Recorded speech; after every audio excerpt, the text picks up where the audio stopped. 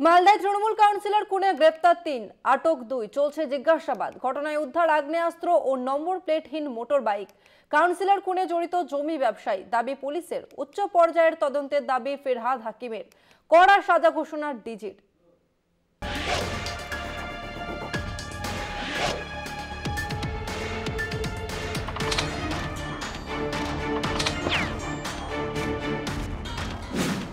মালদার তৃণমূল কাউন্সিলর খুনের ঘটনায় গ্রেপ্তার হওয়া আততায়ীদের মধ্যে দুজন বিহারের বাসিন্দা। উদ্ধার করা হয়েছে আগ্নেয়াস্ত্র ও নাম্বার প্লেটহীন একটি বাইক। ওই বাইকে চেপে এসেই আততায়ীরা দুলাল সরকারকে খুন করে বলে দাবি পুলিশের। ঘনিষ্ঠ মহলের দাবি, 10 লক্ষ টাকা দিয়ে বিহারের সুপারি কিলার ভাড়া করা হয়েছিল কাউন্সিলরকে খুন করার জন্য। পুলিশ সূত্রে খবর, ধৃত মোহাম্মদ সামি আখতার এবং আব্দুল গনি বিহারের কাটিহারের বাসিন্দা। টিঙ্কু ঘোষ মালদার ইংরেজবাজার থানার যদুপুরের বাসিন্দা। যদিও অভিযুক্তদের হয়ে মামলা লড়তে রাজি নন মালদার আইনজীবীরা। ম্যাটারটা খুব সেন্সিটিভ ম্যাটার।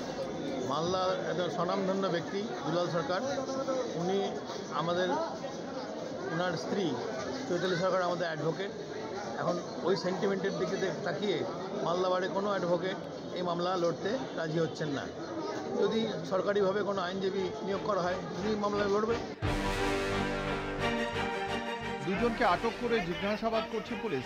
আটক ব্যক্তিরা দুলাল সরকারের পূর্ব পরিচিত বলে পুলিশ সূত্রে খবর।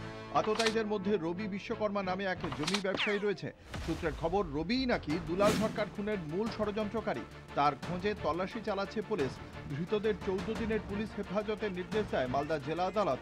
দোষীদের বিরুদ্ধে কড়া সাজার ঘোষণা রাজ্য পুলিশের ডিজির। একদম নেই, ওর সব জায়গায় আছে, ধরা হয়েছে, অ্যাকশন নেওয়া হবে, স্ট্রং অ্যাকশন নেওয়া হবে। শুক্রবার সকালে মালদা মেডিকেল কলেজ হাসপাতাল থেকে দুলাল সরকারের দেহ মহানন্দা পল্লীতে তার আবাসনে নিয়ে যাওয়া হয়। ইংরেজবাজার পুরসভাতেও টানা 6 বারের কাউন্সিলর দুলাল সরকারের মরদেহ রাখা হয়। রাজ্যের মন্ত্রী ফিরহাদ হাকিম, পুরপ্রধান কৃষ্ণেন্দু নারায়ণ চৌধুরী, রাজ্যসভার সাংসদ মৌসম নূর সহ তৃণমূলের জেলা নেতৃত্ব উপস্থিত ছিলেন তাঁর শেষ যাত্রায়।